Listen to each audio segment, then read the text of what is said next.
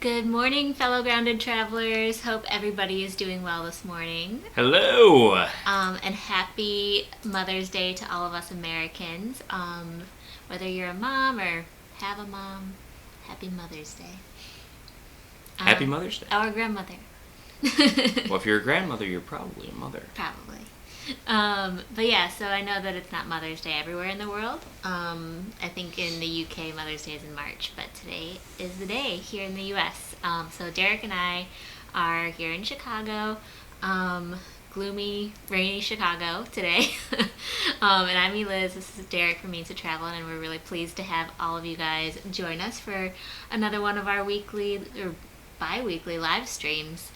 We have these every Thursday and Sunday during quarantine, and we live in a state right now that's still shelter in place, so we'll be doing this at least through the end of the month. So really pleased to have everybody here.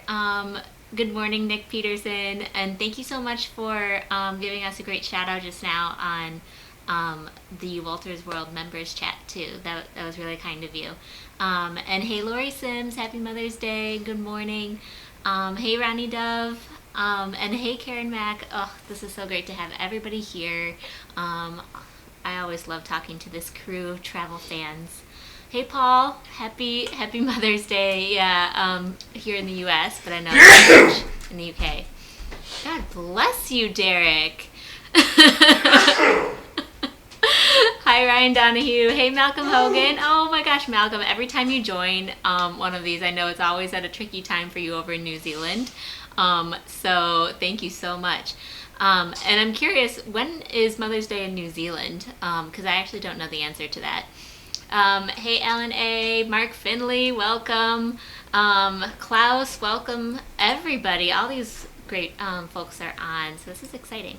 All right, so one of the bigger, Derek's back now from his sneeze fest. Ooh, sneezy. Spring allergies. We actually did a Klaus, thank you for the Gesundheit. I really appreciate it. Whoa. Derek, you always like turn on the live stream and it's always like super loud. Well, it helps me keep up with like chat, so this time if anything happens where we have a technical difficulty, hopefully I see it. I know. And we Last don't wait time 10 was minutes. our first. So the 2 times ago was our first troll, right? And then last time, or maybe it was the last time same was the moment. troll. Yeah, 2 times ago, or 1 time ago, on Thursday we had our first troll, and we had our first major technical error. So hopefully everything's going to be okay today. We're going to have those good Mother's Day vibes going for us, I think. All right. So what was I saying right before you? Derek's been very like sneezy, then phones. and then phones. Yes, I'm very phones today. Good morning, Travel Best Destinations. Gareth, awesome to have you. Good morning.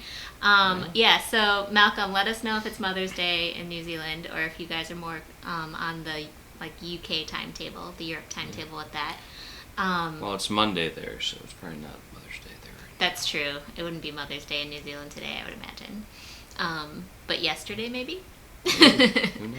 Yes, take the vitamin C, Paul says. So, so what I was saying was that yesterday we did a lot of outdoor work in the yard and stuff like that. Yep. And so we're getting a little bit of allergy attacks today, I think. But did a lot of power washing yesterday. We have a deck off of the front of our house that was looking a little grimy, so got it nice and clean. Yeah, we're trying to get the outdoor furniture out there so we can actually have a place to hang out when the weather finally warms up, hopefully. I hung some like overhead lights to make it a little bit more like atmospheric and whatnot. Yep. So, the beauty is that the front of our house gets really good light in the morning time, and the back of our house gets good light in the afternoon and evening time. And so trying to get it so we have an outdoor space on both sides. We'll see. Yeah, and then what else did we do yesterday? We went to Home Depot, as many of you we hung a shelf. Might have heard about. In an effort to hang a shelf, we went to Home Depot on a Saturday. And boy, do we have a story for you. Yeah. So first of all, just don't go to Home Depot on a Saturday generally, unless you have to, because it's super pretty busy. Crowded. And that's like so it's for everybody who's not from America. Home Depot is like one of those big box DIY home stores. A manly store.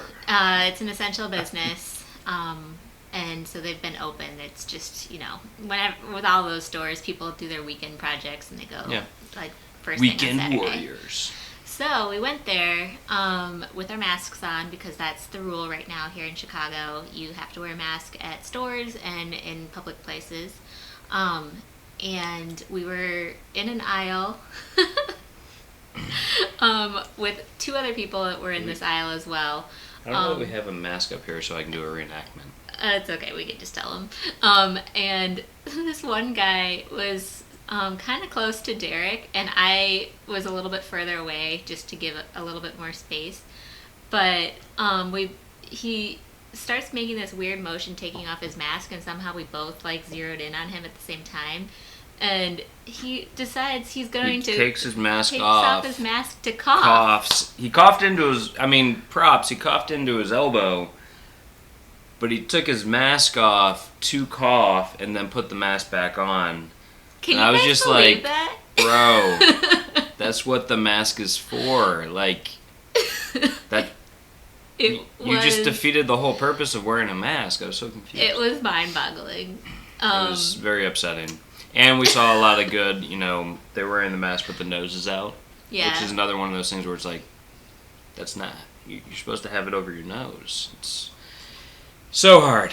Yeah. Good morning, Mama. My mother is here. Oh, good morning, Happy Darlene. Mother's Day. Oh, and Gallivanting Gals are on, too. I didn't know that you guys are going to be able to make it, so thank you so much. Yes, welcome, Gallivanting Gals. I know you're going to go visit Tracy's mom, so really sweet of you to just stop in real quick. And I liked your video this morning. Gallivanting Gals just posted a video on their channel just about how to scratch the travel itch from home.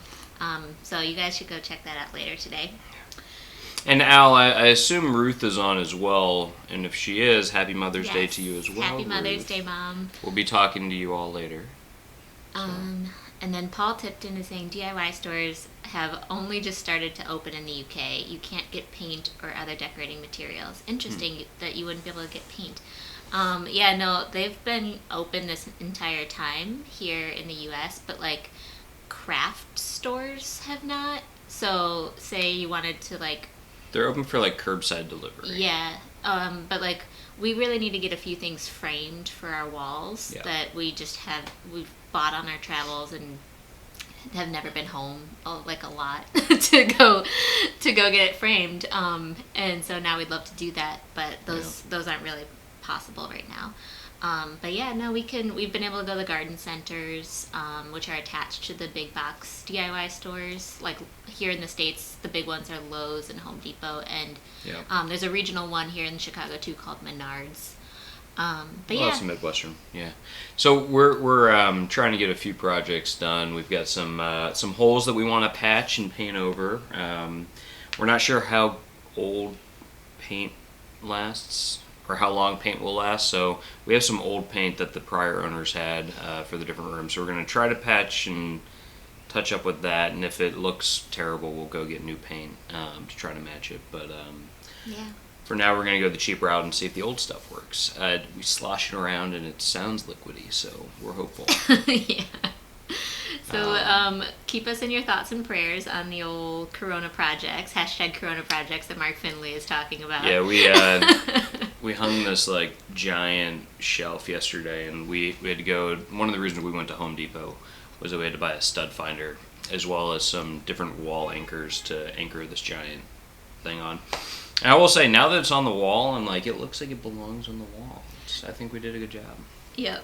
Just tooting my own horn there a little bit. It does look good. Good job. Like magazine level amazingness. Add a shelf.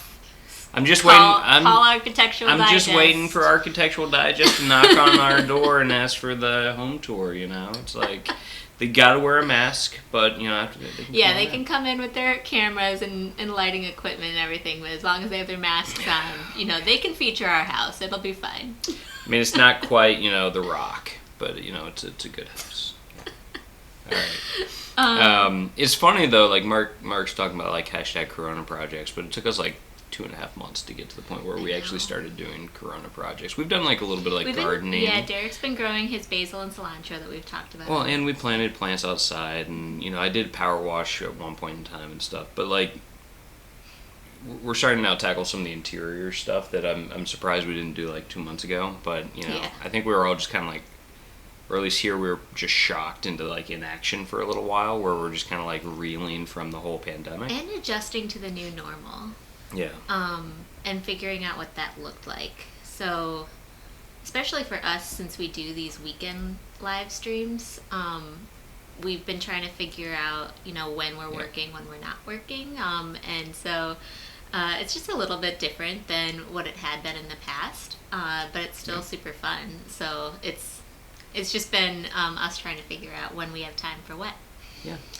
And I think talking about like adjusting to new normal is going to be a little bit of a theme for this live stream. We wanted to probably make it a little bit short today, first of all, because of Mother's Day, but also just have a frank conversation about what changing your travel plans looks like, and how to cope, how to react, how to adjust.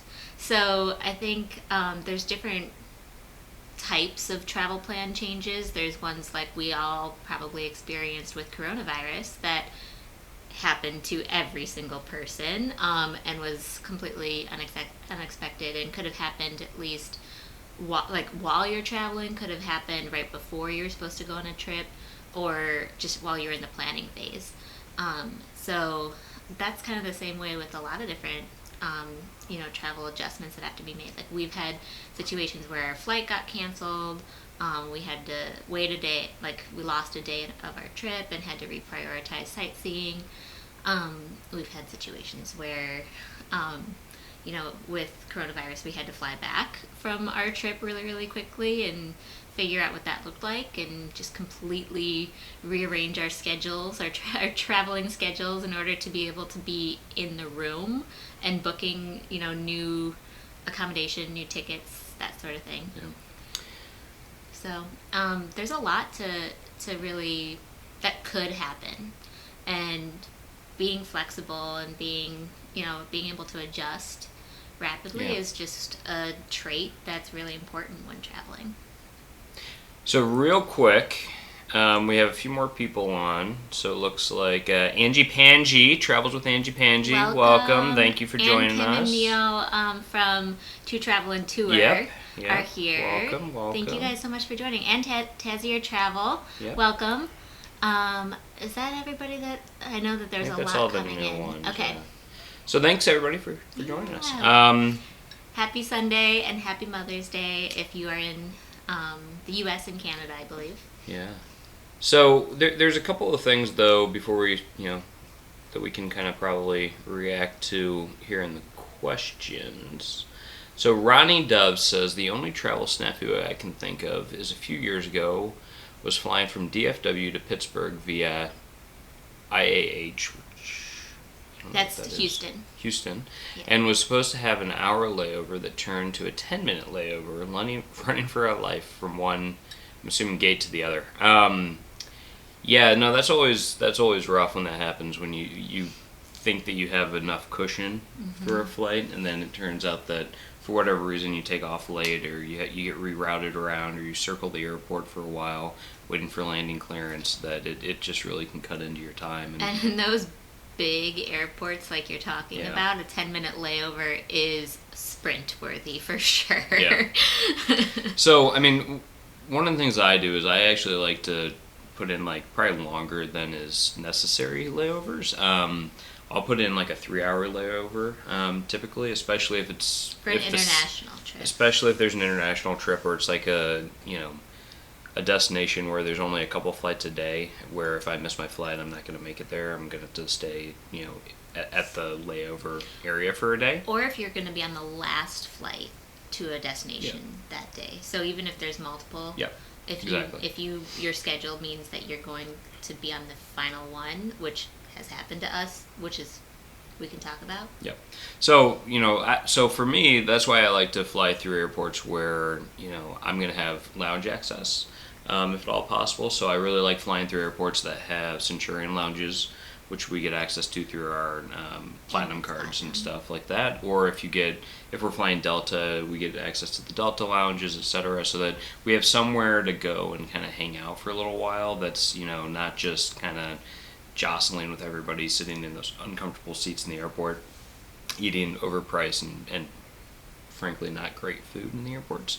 So we do that in order to kind of sit back, have a nice relaxing time, enjoy an adult beverage or two, and kind of take it leisurely so that worst case scenario, if things get really hectic because of weather or whatever, I mean, we're flying out of Chicago, and Chicago is not known for like the best weather.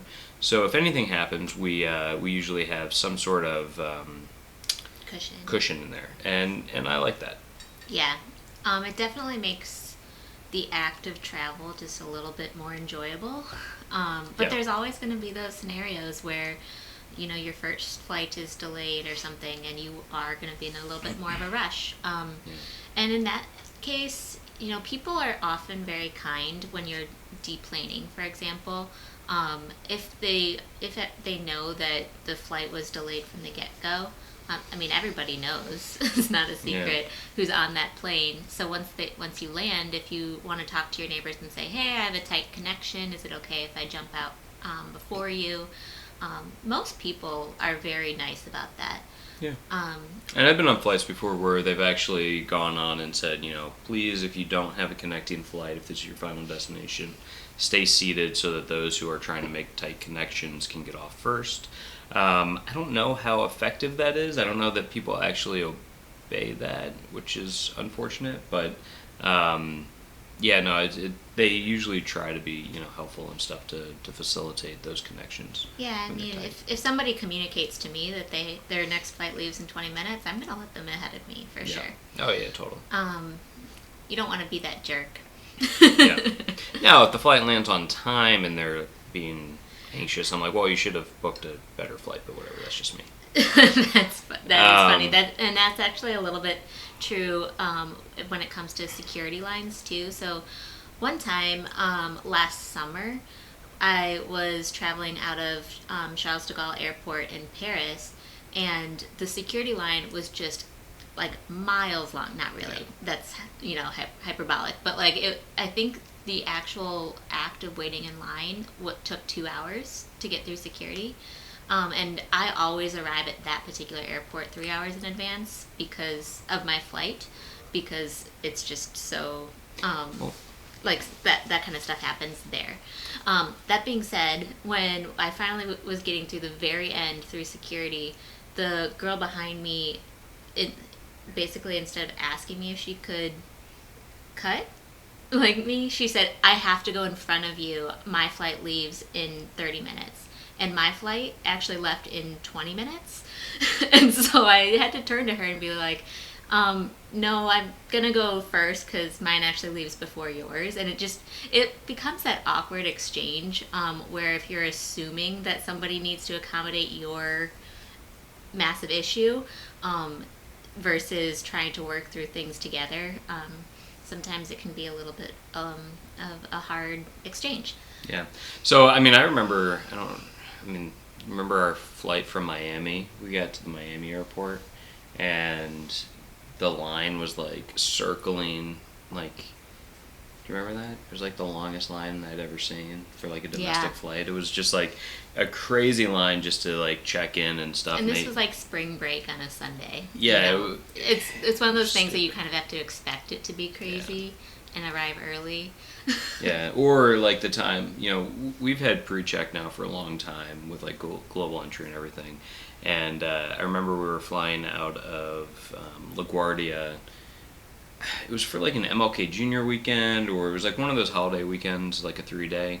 And we're it'll be fine. We were flying, I think, Southwest, and we never flew Southwest that often. We never really went through that specific part of the terminal, but we had been to terminal A but not B or something like that. And we get there and we're where's TSA pre-check? And they're we don't have TSA pre-check in this terminal. And we're oh God. And so we got there as though we would have pre-check, and so it wouldn't take that long. Because you look And it then up it's a holiday online, and weekend. LaGuardia Airport says we have TSA Yeah. pre-check, but for that particular terminal, they did not. Now they do, actually, at this point, but at that time they didn't, and we're like, oh God. And there was a line that was just like wrapping like down the hallway, and it was like it's probably one of the jankier of the like of the terminals at LaGuardia. Although Real talk here. LaGuardia is getting remodeled, so Yeah, it it's might getting be a nicer facelift, at this but point.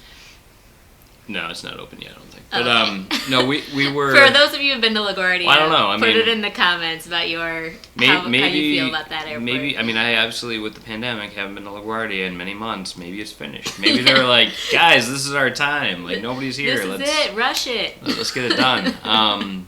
But I just remember, kind of everybody in line was in the same boat, though. There's a lot of people that were like, yeah, I thought I had pre-check, too. Yeah. Luckily, everybody made it on So the flights. basically what we're saying is, like, anything could happen, and Yeah. you just kind of have to, like, roll with the punches a lot. Even, like, that can be the way that you start your trip, and it just puts you in this, like, really uneasy, scared state. But taking deep breaths and making sure that, you figure out the way forward based on the information that you have is the only thing you can do. Yeah. But we should tell you guys about one time when Derek got to the airport with a checked bag. Oh, God. And We don't have to tell it. let's tell him. Fine. Let me tell it then. Okay. All right, so it's my first Christmas in New York City, and we used to live in New York. so for we 8 lived years, in New York just so everyone for knows. 8 years, and it was my first time there, coming home for the holidays. And I was like, all right, I'm gonna fly and stuff, and I have luggage. It was like new luggage that I bought before I moved out there, and I have this like check bag because I'm like, I think I had like maybe some gifts or something like that in it. This was also before I'd learned how to like travel like a pro with like just carry-ons and stuff like that. So I have my bag, and I'm trying to get a cab at rush hour in Manhattan to take me to LaGuardia. Honestly, multiple cabs slowed down, asked me where I wanted to go, and then they just sped back up again. And I was like, this is terrible. And this is like before Uber. I couldn't just like put in an Uber thing and like it came pick me up. It was very nice, and I knew when I would get there. So I was like kind of freaking out. I finally paid like a black car, I think, to take me, which was just like a stupid amount of money, but whatever. Which I'm not sure if New York has black cars anymore, but They do. before Uber existed, Yeah. these were like The these Lincoln town town cars cars. that would go around Yeah. that took cash only. Yeah, and like it turned out like I had just enough cash to get the guy to take me to LaGuardia. I was like, that's all I got. Like there's no tip on top of this. This is like all my cash. Here you go. So I get there, but I get there too late to check a bag because I get there with like probably 25 minutes to go before the flight takes off. And so I can't check my bag, and I'm like, what the hell am I gonna do? And I'm like freaking out because I'm like, what do I do with my luggage? I'm gonna miss my flight. This is horrible. There's a lady, like there's a flight attendant, and she's got a bag. She has like a paper bag, and I'm like, ma'am, I will trade you my suitcase for your paper Kroger bag or whatever that is. And she's like, excuse me? I'm like, I'm about to miss my flight. I need to take my stuff through security as a carry-on. I don't have anything for that. I will give you this big suitcase for that paper bag. And she's like, what's wrong with your suitcase? I'm like, it's a brand new suitcase. This is my first time using this suitcase. I was just stupid and I got late for my flight. And she's like, okay. So I get this paper bag. I shove all my stuff into it because I hadn't even packed my like giant suitcase full. Like, so I'm like running through security with this like paper bag. And like the TSA agents are like, what is wrong with you? Like, what is happening right now? And I'm like, I don't know. I gave up my suitcase. So I'm like, I put that through security, and it's like starting to like Doesn't rip. this just make you guys feel so uncomfortable? It just like, by the time I'm like running through LaGuardia with my bag trying to make it to my flight. Cause still, like, I had to wait in line to get through security. And I'm like afraid that the door's gonna shut and they're not gonna let me in, and then I'll have given away my suitcase, missed my flight, and then just getting. So I'm like, she's like getting stressed out, just like hearing. I was not there, thank goodness. She wasn't there because I would she have hadn't lost moved. it. She still lived in Chicago at that point. So I go running. I make it to my flight. I get on. I'm like sweating. It's just very uncomfortable for everybody. I get on. I'm like the last person on the flight. I'm sure whoever I sat next to was just like, who's this hobo who just got on the flight with his like torn up paper bag carry on? Hobo. And he probably just came sweating. He probably had just come from work wearing like a suit. Just paper bag. You know, the hobos in New York are classy that way. So I sit down in my seat, and I remember it was like this like nice old lady, and she was like, "Are you okay, darling? Like, you made it." I'm like, "You made it." I'm like, I can't even talk about what just happened to me. And so no, it was. I mean, I made it. It was great. I think that was also the year that we got the blizzard. Yeah. And so coming home, I had to come home via a Chinatown bus. That picked me up through a blizzard and drove through the blizzard. Good times. Yeah, picked him up in Cincinnati and drove through a blizzard to New York City. From a Chinese buffet in Cincinnati to Chinatown in New York. Yes, it was called Pegasus Lines. I don't know if they're still around. We've actually I've done the round trip now because we had another situation normal. Yeah, so I guess if we're talking about snafus. So we where we yet again had to take a Chinatown So bus. she was coming to visit me from Chicago to New York for we're gonna do like New Year's and stuff together in New York City, and my flight got canceled, and her flight did not. So she was still gonna You're arrive talking on about time. the one why you had to go back via the Chinatown bus to New York. Yeah, okay, yeah. So she was still coming to New York, and I was gonna get stuck. And I think I went to the airport and I was like, okay, I'm canceled, but like what's the next flight you can get me on? And they said, the next flight we can get you on is January, like, 8th. And I was like, this was like... It was like December 26th. Yeah, it was like December 26th. I'm like, how is that the fastest you can get me on a plane? Like, I know I don't have any status, but come on. And so I'm like, that's not going to work. So I go home and I, like, find a bus to take me back to New York. Also, because I was like, I just need to be home for work. Like, I can't, like, miss 2 weeks of work or whatever that was. Plus, my flight hadn't been canceled. Yeah, so she was still going to be there. I was supposed to arrive on, like, January 28th or something. Yeah. And stay with him, because this is before I moved there. And so I would have just arrived with nowhere to stay. I don't think my roommates were in town, or it was just a bad deal. So I get this Chinatown bus, and we get there, and it's supposed to be like a Greyhound or something like that. And we get to the Chinese buffet, and this is about, being flexible, right? So, I had flexibility. I booked myself on a bus to, like, make it and still have my plans. We get to the Chinese buffet where I'm going to be dropped off, and at first I was like, I didn't realize I was being dropped off at a Chinese buffet. I thought I was like, there was going to be like a bus stop. And then we get there and it's like the parking lot to like number 1 Golden Buffet or something like that. And I'm just like, okay, this is weird. And it's like me and a bunch of other people whose like flights obviously got canceled, like waiting there with their parents to go back to New York. And we're waiting, and all of a sudden like 3 Sprinter vans pull up.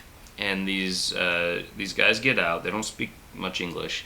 And they're like, get in the van. And I'm like, you want me to get in this random white van that has no markings on it at all? And like, I thought there was a bus. And they're like explaining to us in very broken English that the bus is delayed because of the blizzard. And the vans are going to take us to Dayton to meet up with the bus. And so some of the parents are just like, get in the van before you lose your seat. So, like, they're, like, getting their kids in. My parents are kind of like, what is happening? They're, like, taking pictures of license plates just in case I'm about to get, like, sold to slavery. And so I get in. I'm, like, crushed between, like, all this luggage in the back. I'm, like, in between, like, massive suitcases. And we proceeded to pick up people from, like, Asian buffets and, like, sushi restaurants from Cincinnati to Dayton, where we did finally get to a bus. But, like, at one point in time, there's, like, just, like, one woman getting on the bus, like, bawling her eyes out, and her boyfriend's, no, get on the bus. And I'm like, this is sketchy. This is super sketchy. And, but we made it. There was a bus. I was in contact with my parents the whole time, being like, no, this is okay. Still alive. Haven't been drugged. And, yeah, so it all worked out, and it was sketch. But, you gotta be flexible. Yeah, that's one way of solving a problem. Yeah. Okay. So let's get back to what you guys have to say, because we got stories for days on how things have messed up. But I don't know if you guys like them. Yeah. So. Yeah. So Ronnie, they made it, which is good on their run. Houston. Malcolm was telling us, yesterday was Mother's Day. Okay. Cool. Alan is saying Happy Mother's Day to Terry. Yes, Mark says Happy thanks. Mother's Day, Terry. Travel Best Destinations. Hello. Gareth, hello. Paul Tipton. Nick is saying, according to Google, Mother's Day in New Zealand is the same as here in the U.S. Thank you. Awesome. Okay. So I wonder if it's just like Europe that does it on a different day. Yeah. So Paul Tipton was saying that DIY stores only just started to open up in the UK. You can't get paint or other decorating materials. Yeah, we had mentioned that before. Oh, whoops. And Malcolm saying in New Zealand they're going back to something like normal on Wednesday. Yeah. So Gareth is telling us that in Wales this week, their first minister, which is kind of like the prime minister, announced that the garden centers will be allowed to reopen now. Oh, that's awesome. Cool. So you can get some gardening in. Wales has the most beautiful gardens. Oh, God, yeah. When we went to visit, especially, what was the one that starts with a B that's up by Snowdonia? Bodnant Gardens. Bodnant, yeah. We went there for half of a day, maybe a whole day. That was beautiful. When we were staying up in Llandudno, and it's just beautiful to walk around. And Rick Steves actually in his Wells episode features it really quickly too, if anybody wants to take a peek. Yeah, I'm trying to remember what that guy did. So the guy who had planted the garden, he was like some industrialist from the city, like Manchester or something like that, who had made a fortune doing something. But one of his children, I think, had an illness, and they wanted to get away from the city and the smoke and the smog and all that stuff. So they bought this estate, and they planted this huge English garden, and it's gorgeous. It really is. Yeah. And I agree with my dad, Al, that New Zealand is now very famous for how good of a job they're doing with the virus. That's totally true. Whereas here in Chicago, people take off their masks to cough in public. So we'll see how we're faring. That was special. That was insane. Mark Finley says, I've been to Home Depot at least once a week for a while. Too many home projects. So that's cool. Paul Tipton is saying, get it delivered. I'm assuming you mean when we were talking about frames or something that we can't get access to. Oh, yeah, the frames. I plan to do that, actually. We have a ton of stuff that we want to get framed. We have maps, some art, we just and have other to make things. sure that those things are standard dimensions, because you measure the thing that you want framed, and then you find the right frame. So we're going to try to do that and get it delivered, because we have a lot of stuff we want to put on our walls. And that's the biggest thing for us with our house right now is the house is furnished. It doesn't feel done because we have way too many just blank walls. Yeah. So we've never really prioritized it that much. We moved in a year and a half ago. Yeah. But we've been traveling so much that we're always just it doesn't matter. The bed, we got a bed, we got everything works. So. I'd rather focus on my trip to London. Yeah. Exactly. And now we don't have a trip to London. Now we have to focus on the house. Yeah, we're if we're gonna be stuck here much longer, I want it to be really pleasant and nice. So we're gonna try. Okay. I think I can see because Derek finally set up a second screen that we can actually see an updated version of the chat too. Just to make sure that we're not and it seems like Brian Snyder maybe joined. So hey Brian, welcome. Thanks for joining. Yeah. So Mark Finley is saying that he's been buying stone and decomposed granite, and delivery costs will eat you alive. So that's why he's been going to the store every day. Yeah. And we redid our yard a little while ago with stone, and it's brutal how much it costs to get it delivered. Yeah. And bravo to you actually for doing it yourself, because it's just heavy. Yeah.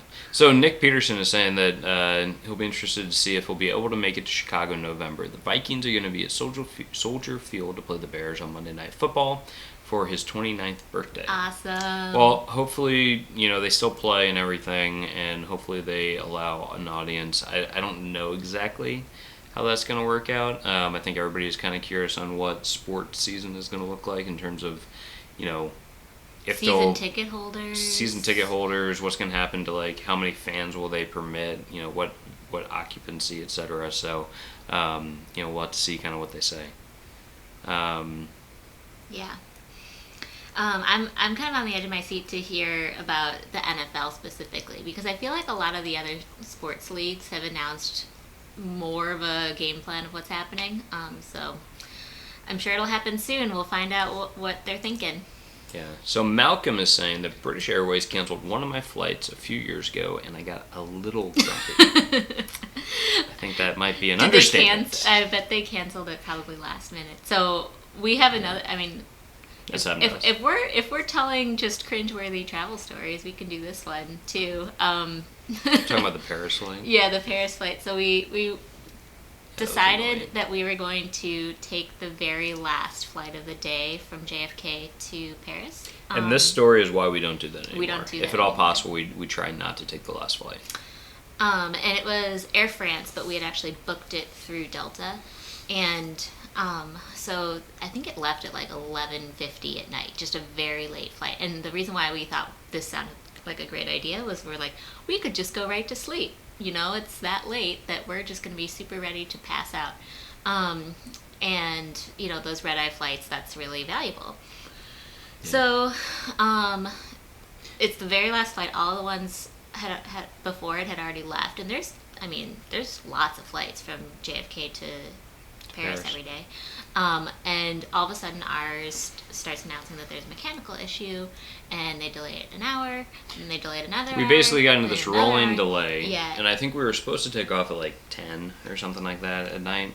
And 11:50. And then at 3:30 in the morning, yeah, after I had already fallen asleep, and Derek decided he was going to be the one that stayed awake. But I was like sleeping in, you know, the little airport chair at the gate, and then Derek's like, Eliz, wake up, they just canceled our flight. And it's 3:30 in the morning in New York City. And we apparently everybody was having an issue calling Air France, because I guess they don't have, at least at the time, they didn't have 24-hour customer service. Yeah, which I thought which was odd.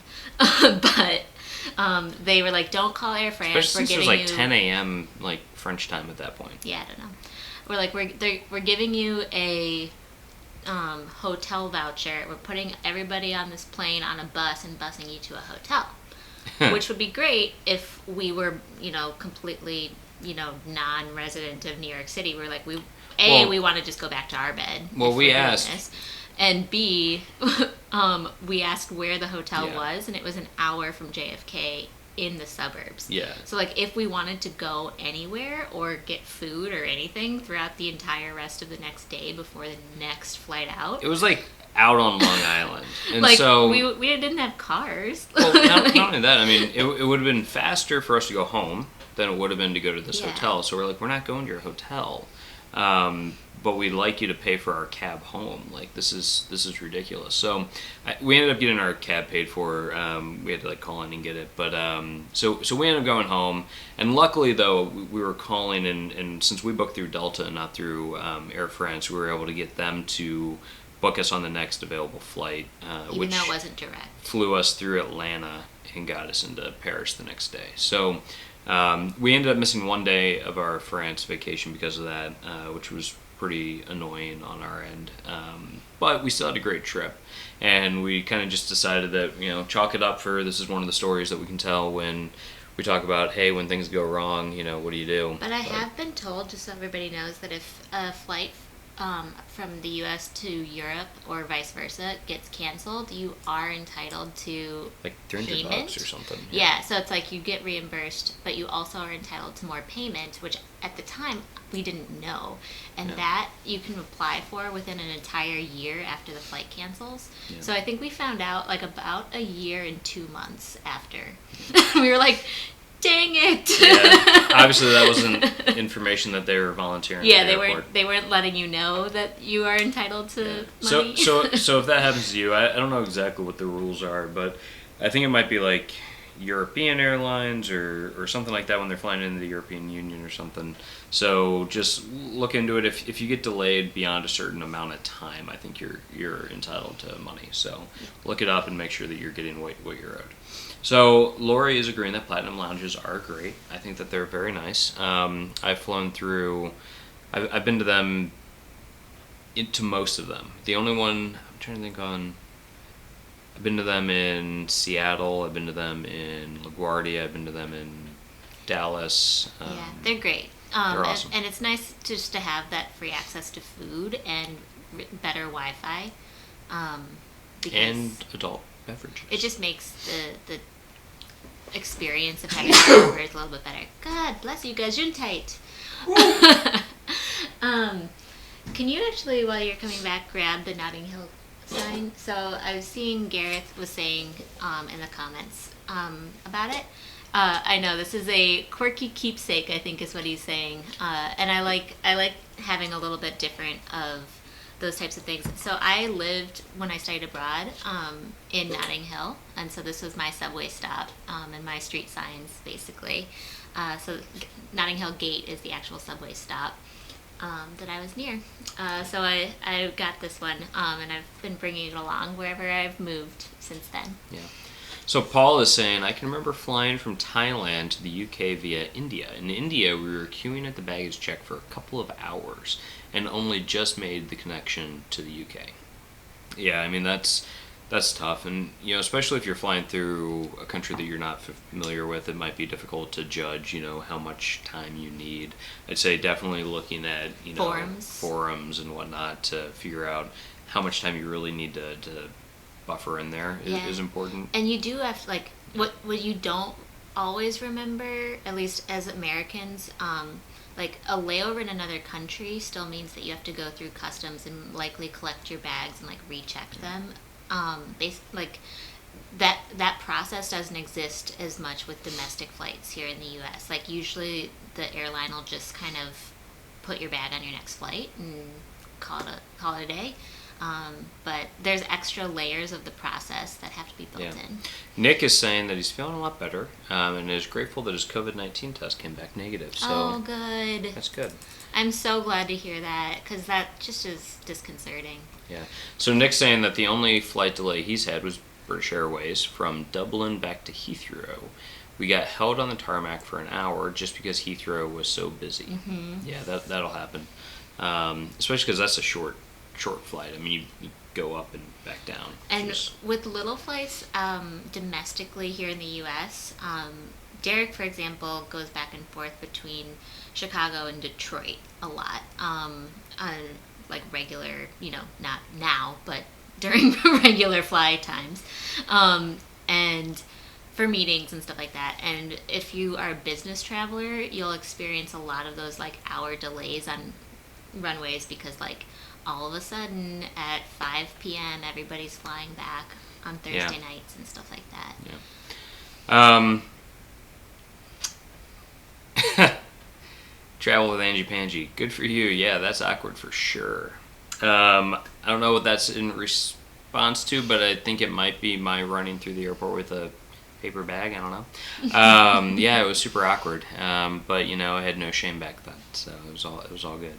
And pre-check is worth having. I agree. Pre-check is pretty awesome, and everybody should get it. I think if you fly more than like once a year, I think you should get it. And then you get so used to it, and then when you're going to like foreign countries, or if you don't have it in the US, you're like, oh shoot, I actually have to wait in line and take off my shoes and although I will take out my laptop. I will say a lot of countries are. You get spoiled. I don't know. I mean, I found that a lot of countries have like pretty, you know, easy, you know, TSA type stuff. You know. Going through airports and whatnot. Like Singapore is probably the easiest airport I've ever flown through. Like by the time I was big international airport. Yeah, it's like the easiest big international airport I've ever been through. Where like I got through security and I was like, did I go through security? Like I'm confused. Like how did I get back here? Like how am I at the gate already? But it's like it's super easy. Like you scan something, they take your temperature, you walk through a gate. Like you're basically done. It's super cool. We had an interesting experience at Amsterdam coming home where they had like just recently updated the security system, and so like, right before then we would have had to take off our shoes and our laptops and stuff, and then they're like, nope, just keep everything in. Yeah, everything stayed in the bag. It was super easy. And they said that had just happened like the week prior or something like that. So Skipple's super easy to fly through now. If you're ever flying through the Punta del Este airport, that's an interesting experience as well in Uruguay. You basically, there's some guys with machine guns, you put your bag on a tiny little conveyor belt, it goes through, you pick it up on the other end, and you're done. It's super cool. Malcolm is saying that leaving Christchurch, a 10-minute wait is a long wait. Yeah. Well, that's what made me think of Uruguay, where it's like we got there like 2 hours in advance because we were like, oh, we're flying from like one country to another because we were flying from Uruguay to Argentina. And we got there, and they're like, oh, yeah, your gate doesn't open until 30 minutes before the flight, so, like, you can't even go back there.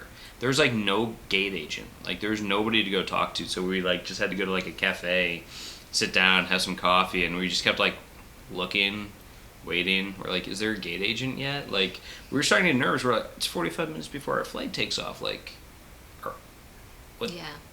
Do we have a plane? Like, what's going on? And it all worked out. No pasa nada.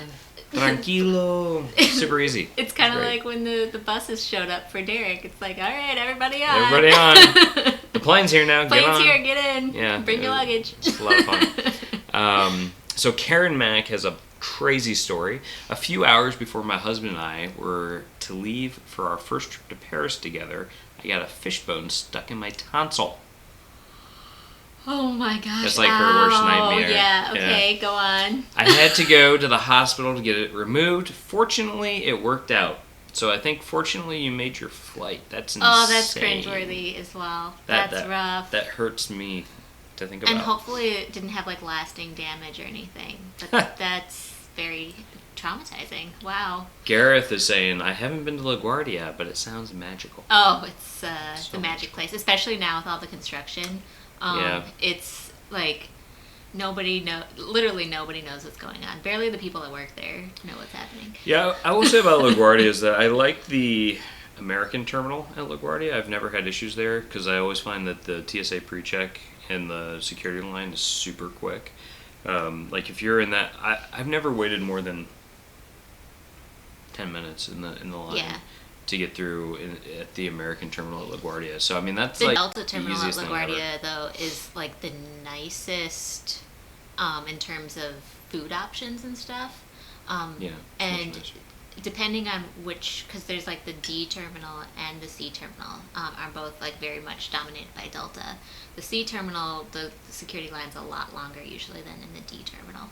Whereas the American, I think, is B terminal. And but the beauty of the American terminal is that because the line is so short, you can, if you have the Platinum card, you can go to the Platinum Lounge, the Centurion Lounge there, which is pre-security. So you go there, and then you just need to make sure, 10 minutes before you're supposed to board your plane, you go down, go through security, walk up to your gate, and walk onto your plane. That's what I typically do. So I'll hang out there maybe for 30, 40 minutes, have dinner, because the food there... And there's like a camera that kind of monitors how long the security line is too, which is they have like CCTV of like all the security lines that you might be going through, so you can kind of see like nope, there's no line, so I can wait another 5 minutes, have another beer or whatever.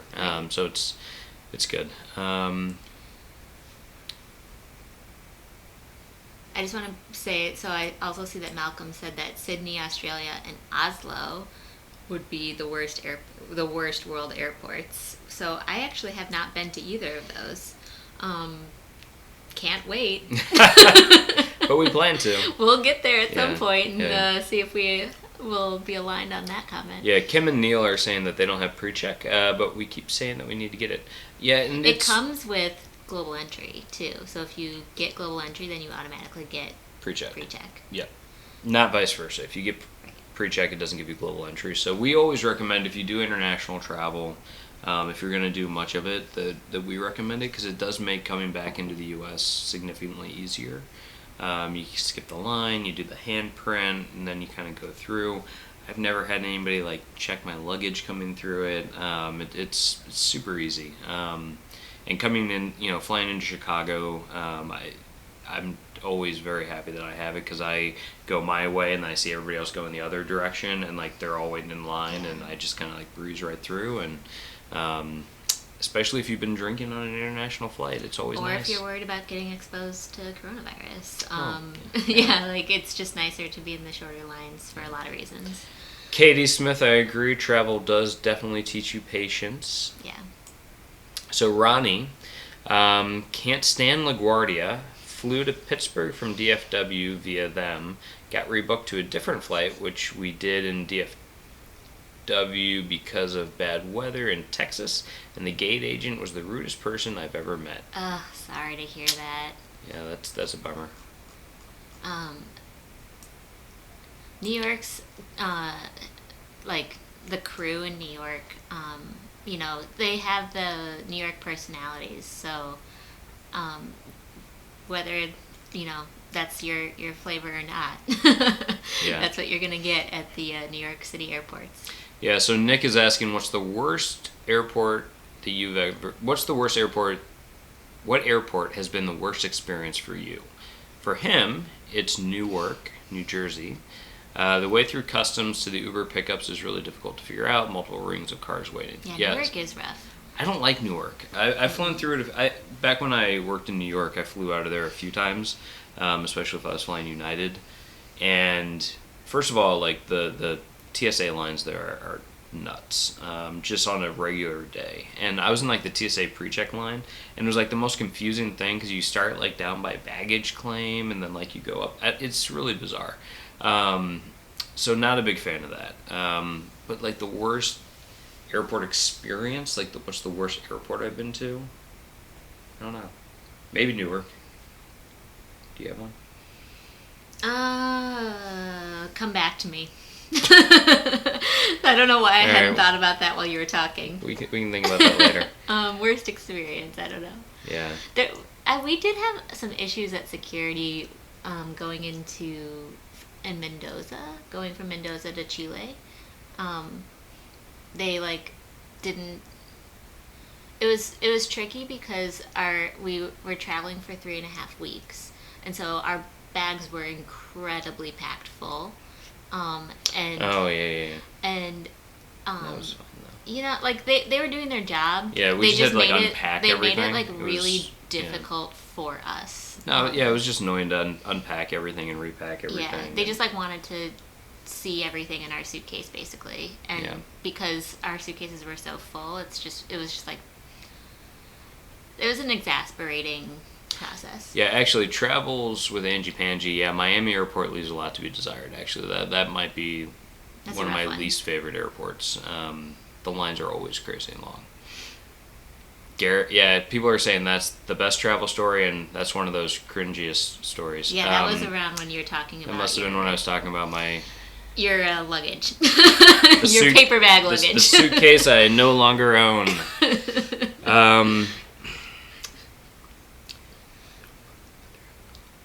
So Kim and Neil go through FLL when they go to Florida, Fort Lauderdale. That's probably Fort Lauderdale, yeah.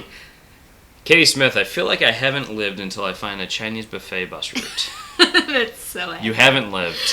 So can you really say you're a traveler? Let's elaborate a little bit on our experience the other time we rode the Chinatown bus. So before Hurricane Sandy in New York City, there was actually another hurricane that hit New York called Hurricane Irene, and it was the year prior.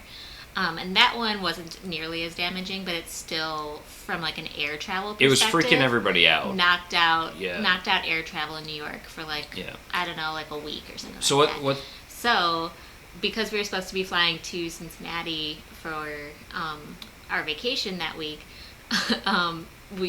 Derek was like, well, I've already done this Chinatown bus thing. Let's do this again. Well, so here's what happened. So they had already shut down the runways, so we're not making our flight, and I knew that at like 10:30 p.m. they were shutting down all the bridges leaving New York as well, and so I was like, we're legitimately going to be trapped on Manhattan if we don't somehow get out of here before 10:30 p.m. Right. And just so happens that the Pegasus bus line runs a 10 p.m. bus from Chinatown in In New York to Cincinnati.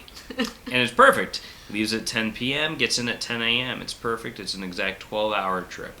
So I go on. 12 hours on the Chinatown bus. You know what? They've got 2 seats. Let's do it. Let's go. 2 seats are available. So I call Eliz. I'm like, listen, I got it. I've got it taken care of. We're going to go down to Chinatown. We're going to go to the bus. It's going to be great.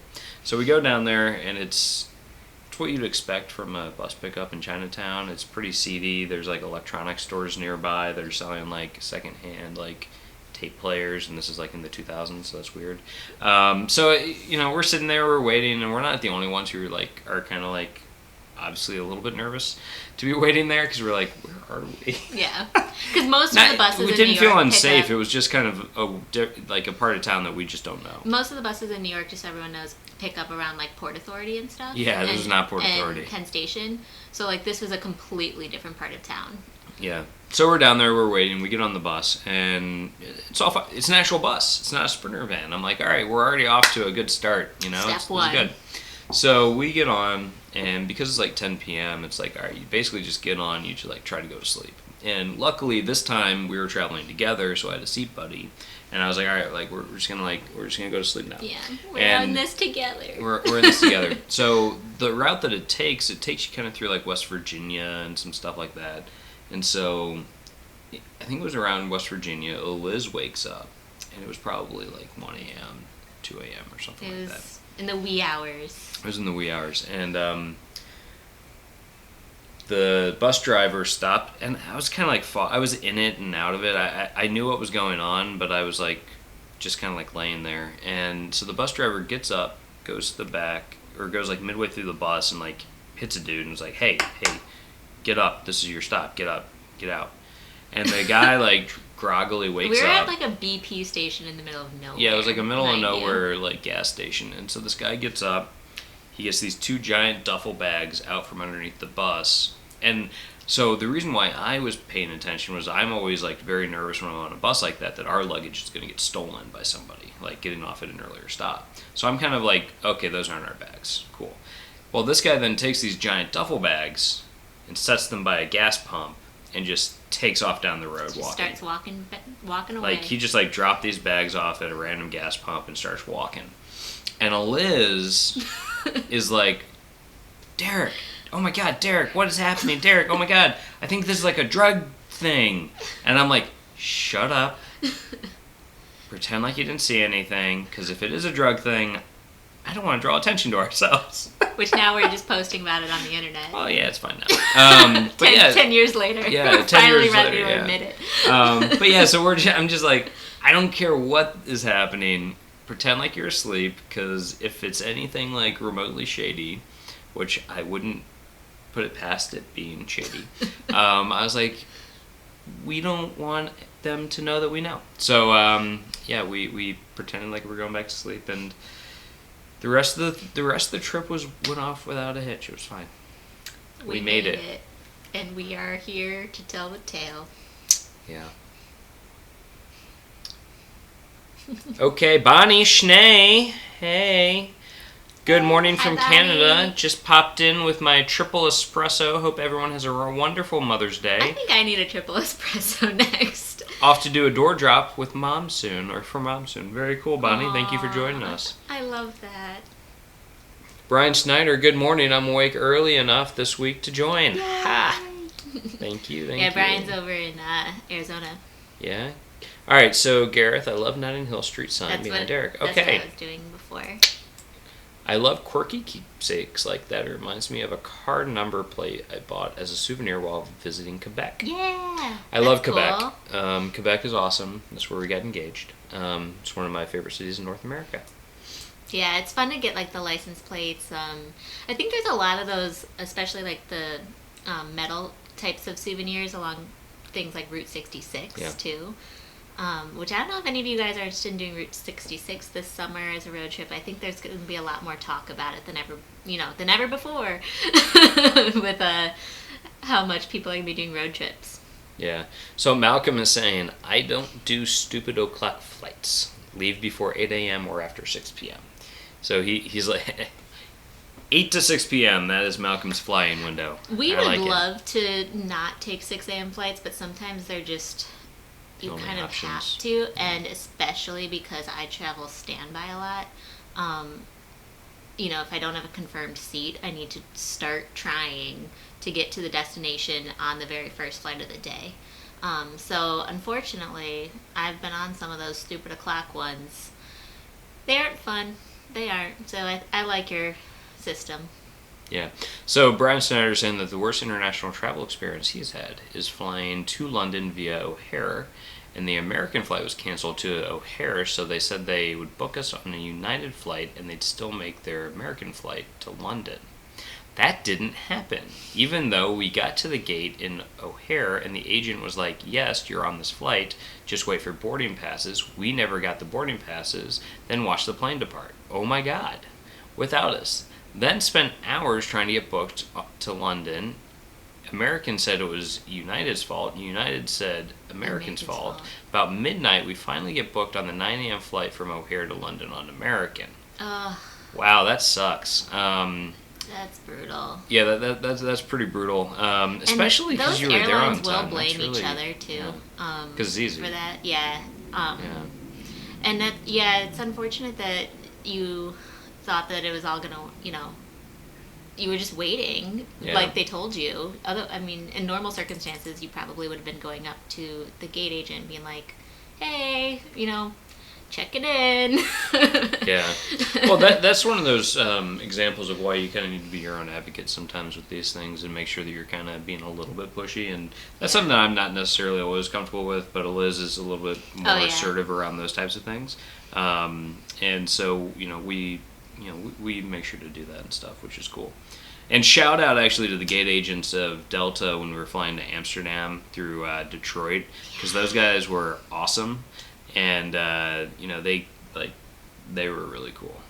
We went up just to say, hey, we're flying standby. We just wanted to make sure how do things work? Not how do things work, but how do they look for us? We had never flown together. Yeah, if possible, we'd love to sit next to each other. But we understand if you can't. And they were the nice because gate agents aren't always the cuddliest people, but these guys were all super chill. The guy came up and handed me the boarding pass. He's just like, hey, what was the last name on your flight again? And he goes and he took care of it all, and it was really cool. And you do have to kind of read the room a little bit with that sort of thing. So being your own advocate is different sometimes than being annoying.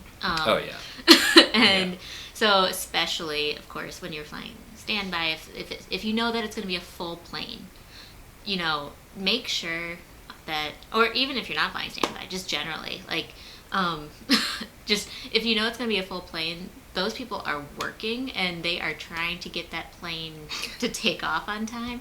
So just making sure that... Hi, Mark. Mark Walters is on. Hey, Mark and Jocelyn. He said you wanted to sit next to each other? You crazy kids. I know. Yeah. Well, normally I wouldn't even request that with flying standby because it's I'm not just... there.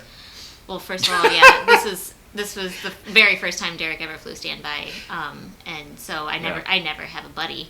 But in this scenario, the plane was only half full because of COVID-19. So and the gate agents were like, yeah, you're totally gonna get first class. You're gonna get Delta 1 on this. It'll be great. So you kind of have to read, what the situation is, and luckily, even if you're a paying customer, just being entitled is not going to get you very far. So we always try to be nice and polite, but you do kind of need to make sure that if it looks like maybe they're forgetting about you, maybe go up and politely, remind them, hey, I'm here. Yeah. Trying to get on this flight, because they've got a lot of stuff going on when they're doing boarding and all that stuff. There's 1,000 things going on, so it's easy for them to forget. As customers, you don't see how hectic it is, behind the counter, and with getting everybody on. So it's definitely high stress for them. Yeah. Gareth, I've only had bad experiences with British Airways too, but trying to be positive, my best experience have been with Singapore Airlines and Air Canada. Yeah, I really want to fly Singapore Airlines. They have really nice they're known for having a good hard product and soft product on their planes. So hard products being like the seats and whatnot, and soft product being like food and drink and like just the service generally. So I really want to fly Singapore Airlines. I'd love to fly the Singapore Airlines flight that's from New York to Singapore. That'd be awesome. It's like one of the longest flights out there. Yeah. Bonnie is saying mechanical issues, canceled flight to Ireland, arrived the next day, and our reserved car rental had been canceled on us because we weren't there to pick it up on time. Yeah, what I will say is if you Sorry, there's somebody outside like revving their engine up. Yeah, so if you're having issues with a flight and you're delayed getting in, you always want to make sure to back up and let your car rental, if you have a car rental, etc., know about it so that you don't lose your car and that they have something for you.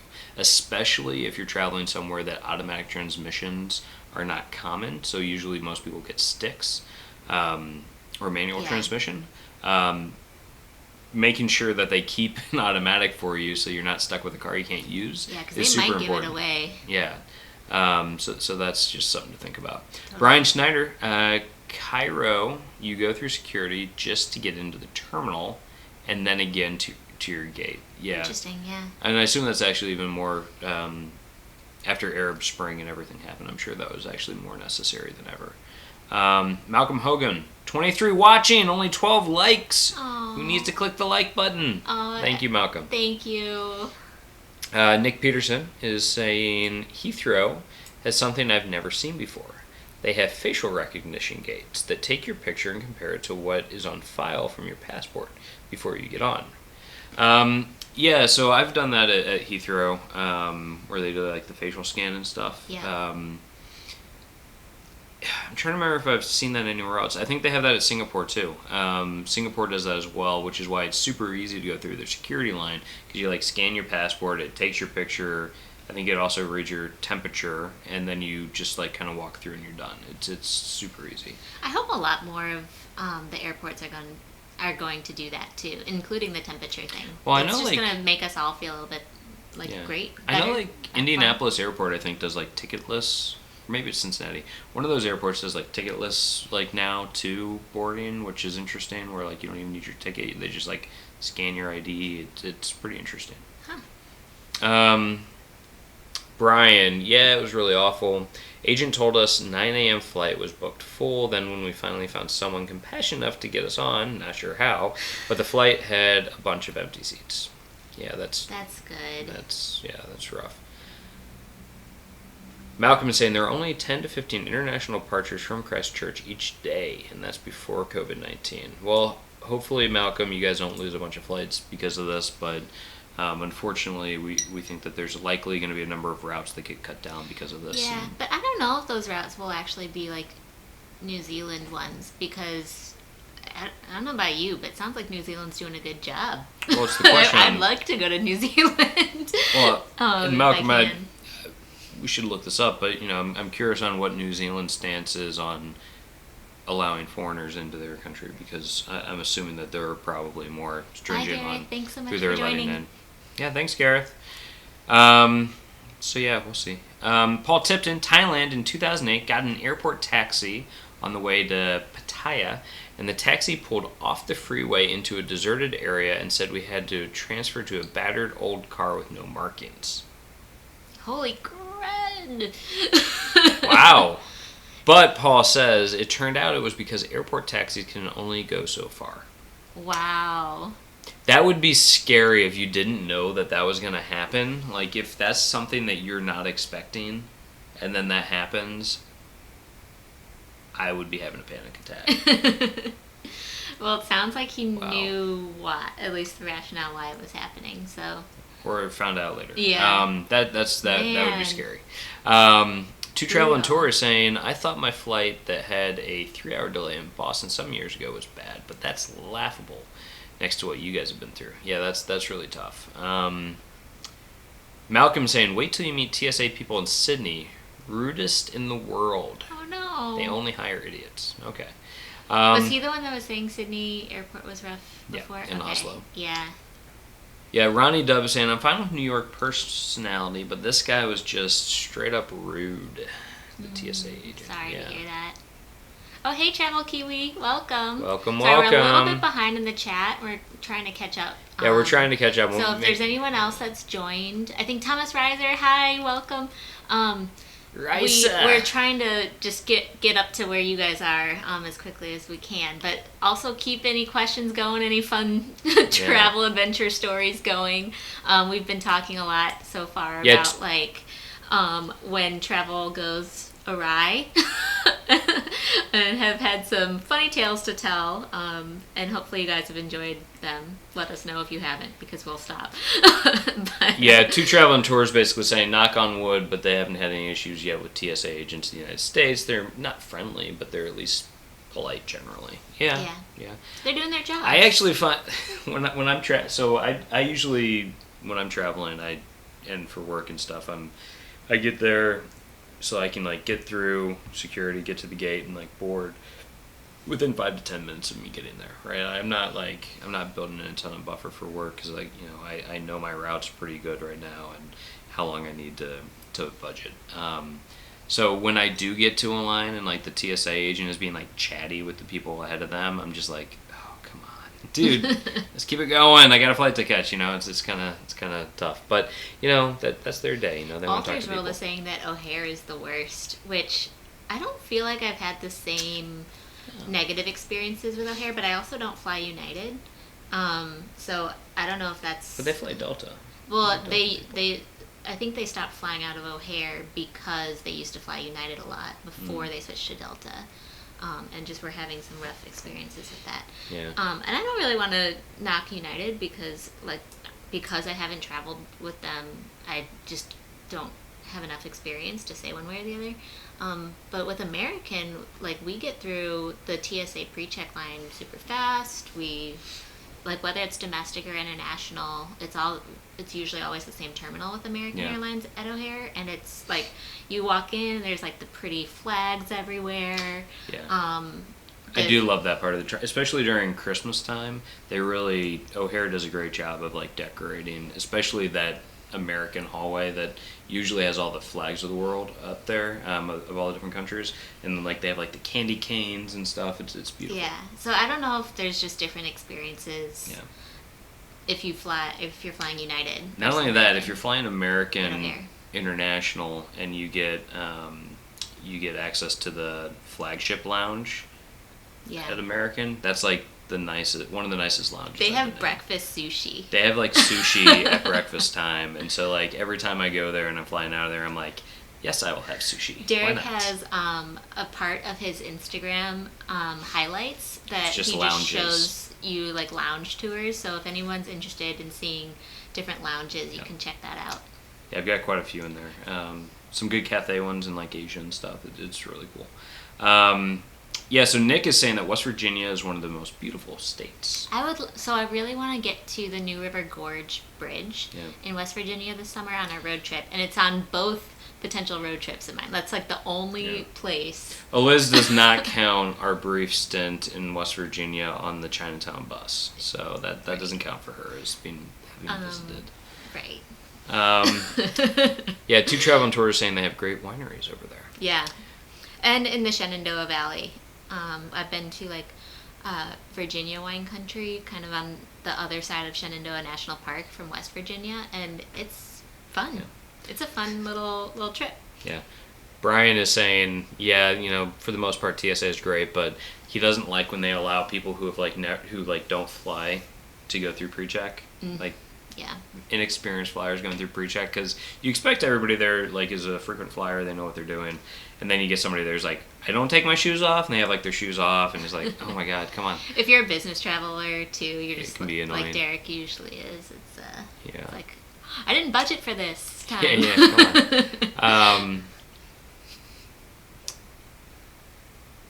I think a lot of people saying hi to Mark right now. Brian saying yes to Route 66. Yeah. Katie, I know you've already taken off, but bye. Have a great Mother's Day. Oh, thanks, Katie, if you're watching again. Really always fun to have her. Yeah, so Ronnie is agreeing, I think, about O'Hare being terrible, and that's why they don't fly United. Yeah, it must be a United thing at O'Hare. I have flown a couple times United at O'Hare in recent years, and yeah, the terminal could use an update. That's for sure. Brian is saying some good did come from his horrible experience because he found out that he loves morning flights to Europe. Makes adjusting to the time zone so much better because of when you get... Yeah, so I 100% agree. We call the morning flights the chairman flights. Yeah, so yeah, we like to call them the chairman flights. It's like, it's that flight that you do if you're on business and you have the luxury of time, which a lot of people who are like more junior don't have. And so we always joke about those. And I book those as often as I can if I'm flying to Europe. I really enjoy them because I'm like, if I take the 8 a.m. flight to London on American from O'Hare, I get to like either work or just like binge watch movies, drink, eat, and have a good time on the flight. And if it's for work, it means I'm in business class, so it's like a nice seat. I get to actually enjoy it. And then you land pretty late, but you just go straight to sleep, wake up the next morning, you do your meetings or whatever, and you're fresh. And I really like that. You do land late enough, though, that you really want to stay like next to the airport. So that's what I'll typically do is I'll land, stay at like the Sofitel. I think you land like almost Heathrow. at 11 o'clock at night. Yeah.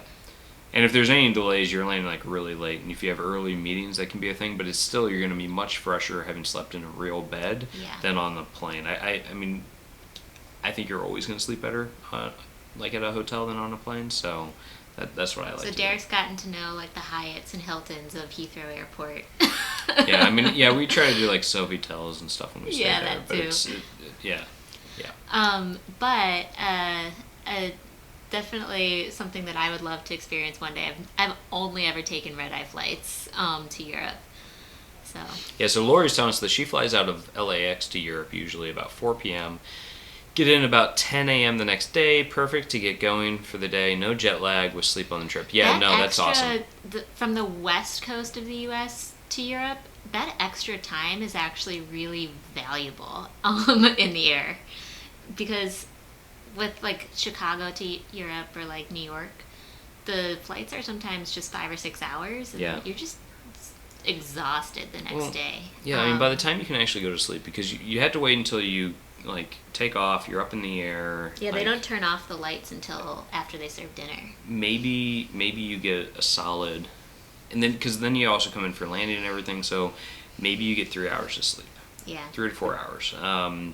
That's not enough. That's why I love flights to like Asia and stuff, because I'm like, any flight to Asia is long enough for us that like you get to sleep, you get to have your meals, you get to like watch some movies, like you get like the full experience on the plane, which I like.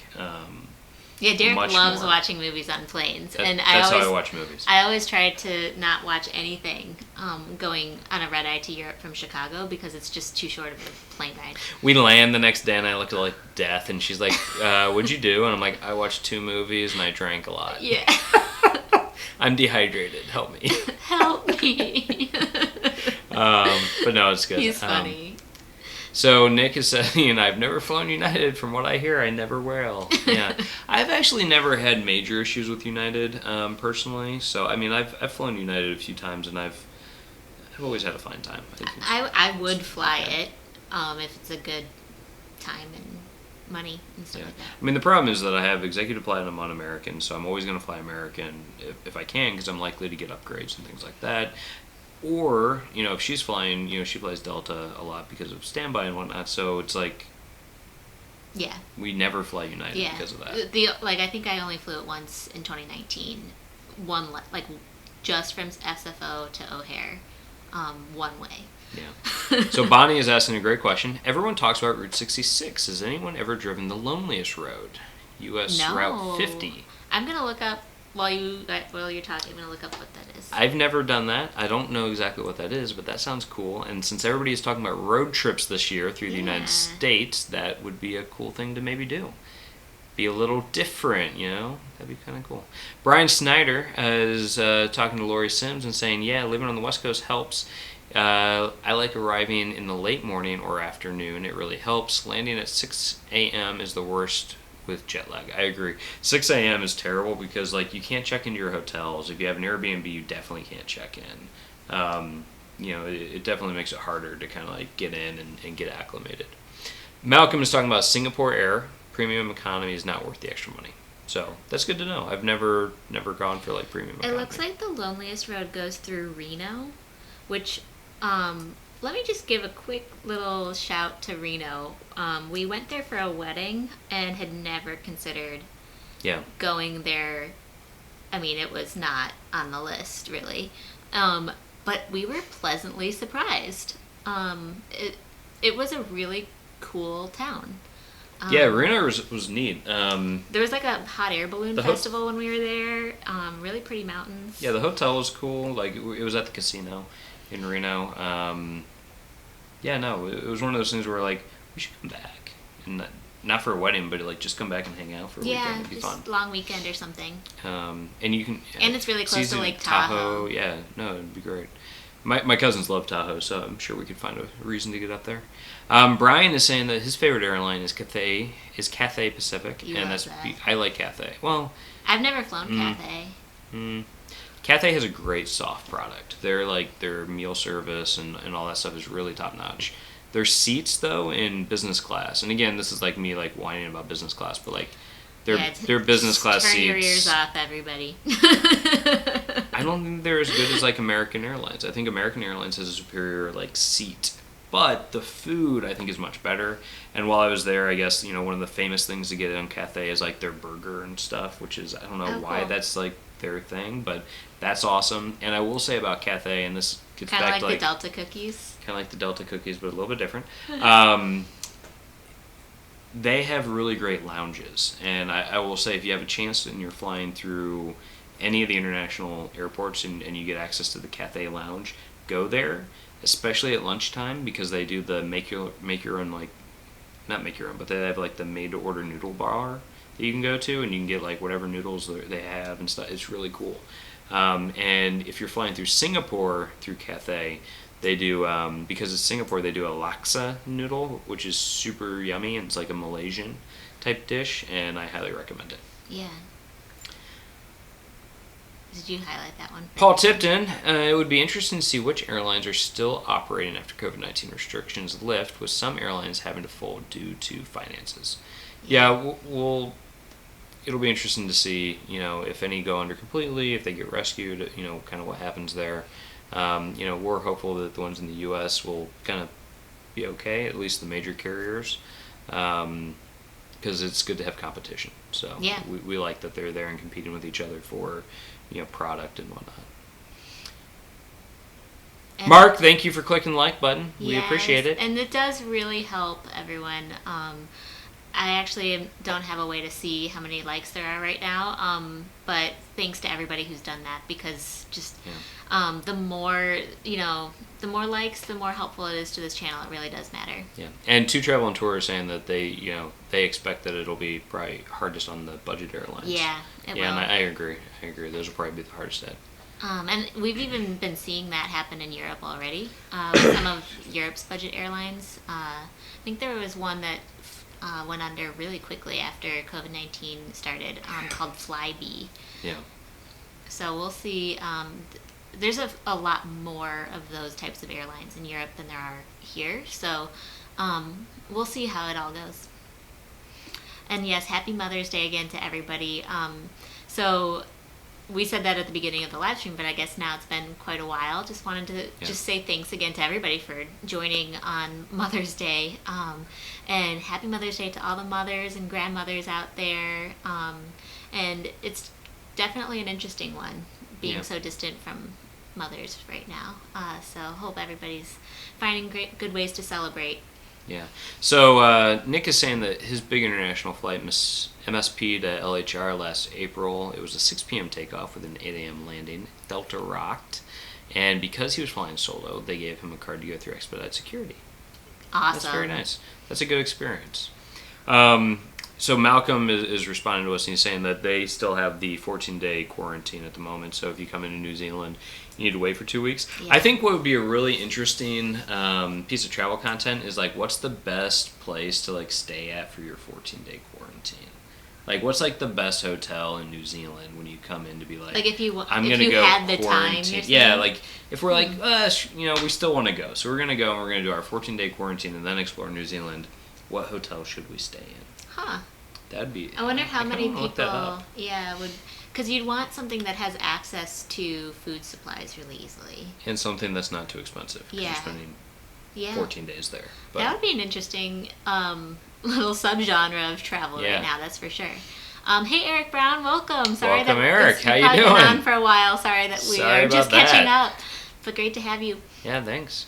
Travel Kiwi, looking at coming back home in the next weeks, hopefully. Nice. It's good. Wait, so I wonder, is Travel Kiwi in Christchurch too? Is that what I'm reading? I don't know if I've... That's awesome though. Yeah.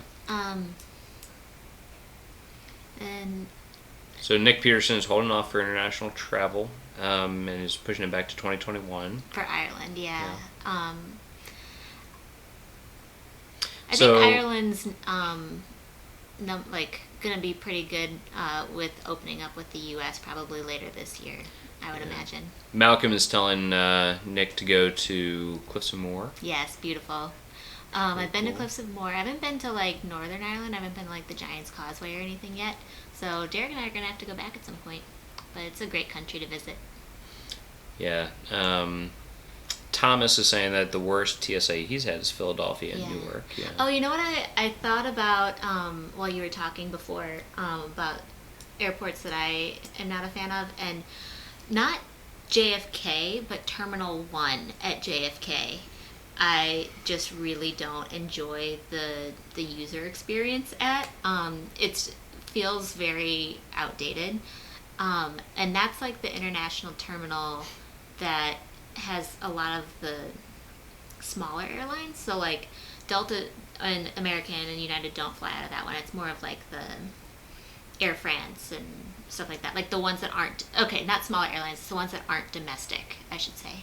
So yeah, Terminal 1 is at JFK is probably my choice. Yeah. Okay, so... Yeah, so Travel Kiwi is flying to Auckland, 2 weeks of isolation, and then fly home to Christchurch. Okay, yeah, so she's in Christchurch So she's going to do Auckland for her... for 2 weeks. His or her... I don't know, Travel Kiwi, I don't know if it's a... I believe it's her. I connected, sorry if it's not, but I connected earlier. I can't see the picture. It's a very small picture on our screen, so I Yeah. apologize. Nick Peterson, I went to Dublin last year. I don't remember much from that weekend because I was hammered in the pubs. This trip will explore more of Ireland. My family left County Cork in 1851. Terrific. The last name Murphy. Cool. And to travel and the tour. pubs in Ireland you cannot be beat. Yeah. I mean, who wouldn't get a little tipsy there? Yeah, so to travel and tour that I was talking about when he immigrated to the United States from Europe, he came with his cat, and they had to change planes at O'Hare, and they ended up running back and forth through the airport with his carrier between the gates. That's tough. But they made it to the departing flight and arrived in Pittsburgh way earlier than originally expected. Oh, well, there you go. So that's good. But Traveling that's with tough cats. though, because you don't want to like jostle the animal too much. I mean, like with a suitcase or a backpack, you're just like, whatever, I'm running. But you Yeah. can only run so fast with an animal, I'm sure. Yeah, exactly. Thomas Reiser, haven't taken morning flights to Heathrow. I'm afraid I'd missed the last Heathrow Express as I stay at the Paddington Hilton. The Paddington Hilton always looks so pretty. I think that's that hotel that's like right above Oh, is that Paddington it? Station. The Yeah, that one's the always really big nice. brick one. It looks beautiful. Eric Brown is saying I've taken United 5 or 6 times and was delayed like 4 of those times. Yeah, that's rough. Well, So Mark is saying I used to fly United back in the day, but they screwed us over like 5 times in a row. We would take our tour groups on United, and they were the worst with my students. oh man. Yeah, that's really unfortunate.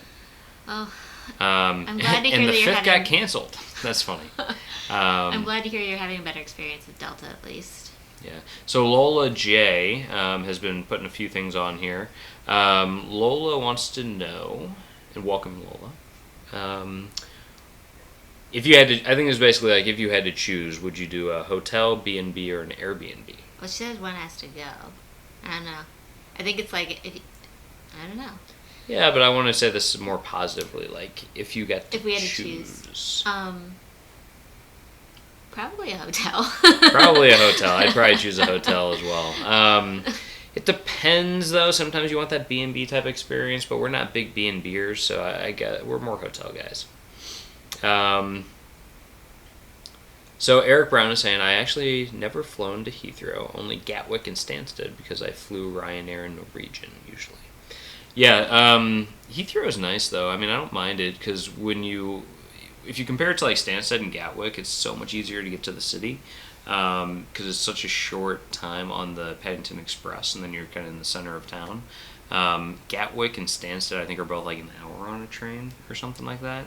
It was a long time ago when I flew out of both those airports, so I recommend Heathrow. It's just so much easier. Or City, if you can fly into London City Airport. Yeah. That's like right by Canary Wharf and stuff, so that's a pretty easy, jog into the city. You can't jog it like it would be a taxi, but like I mean, or it's the like short. or the overground train. Yeah. So those are my recommendations. But London City Airport is the easiest to get to and from.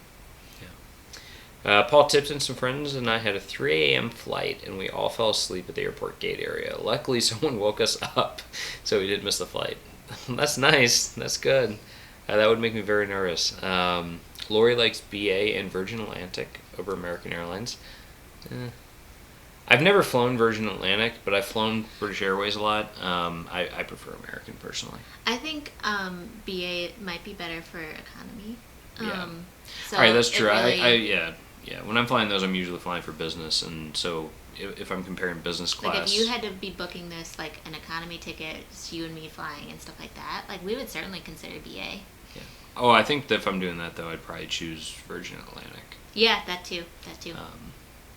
Well, actually, that's not true. I would choose American Airlines because I have points there, and I want to keep my status. So let's be real. He's being strategic in that choice, not necessarily based on the product itself. So Nick Peterson, Reno is great. I've been there once. Tried my first In-N-Out burger there in Sparks. In-N-Out burger is so yummy. And I've still never had In-N-Out burger.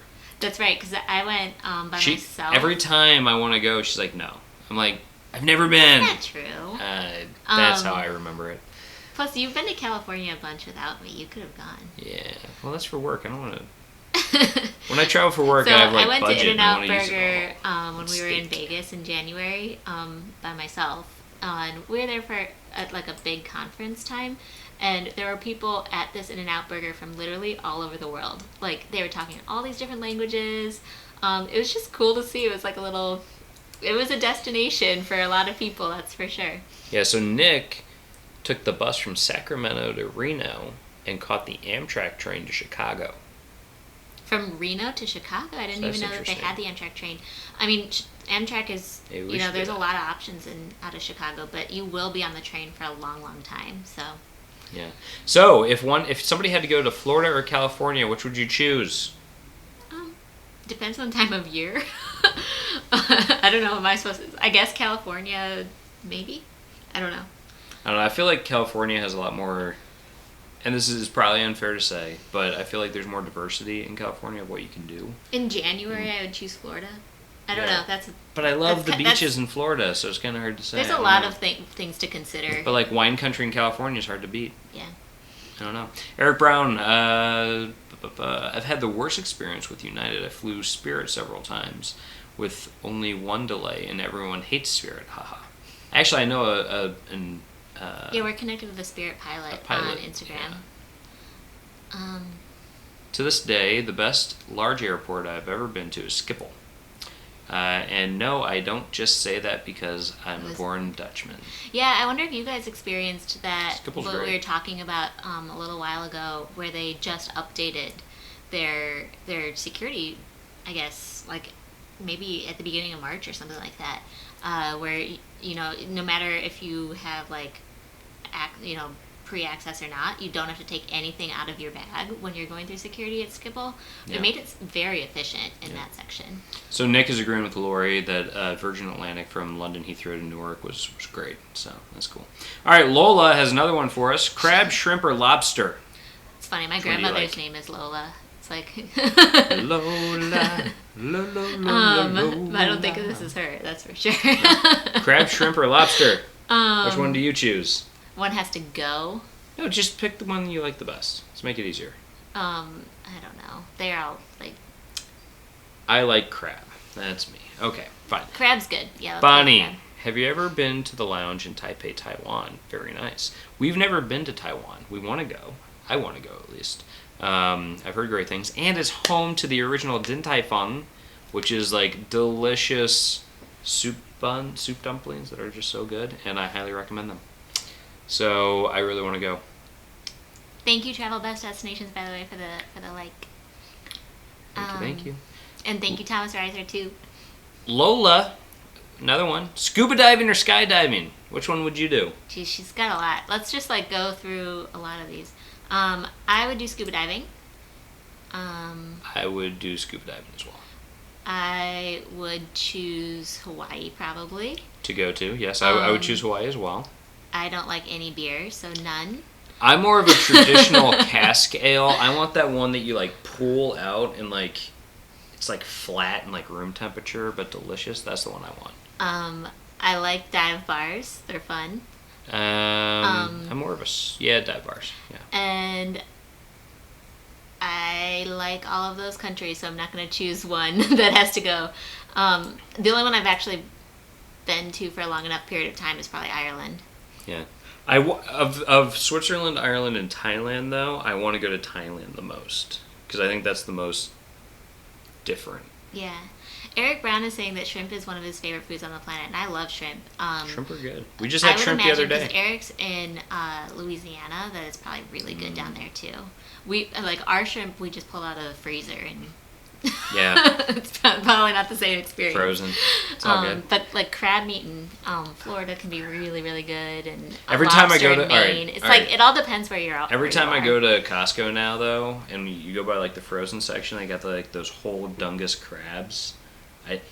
I don't know how to cook one of those things, but I just want to buy it. I'm like, that looks awesome. So I need to figure out how to cook that and then buy it because that'd be delicious.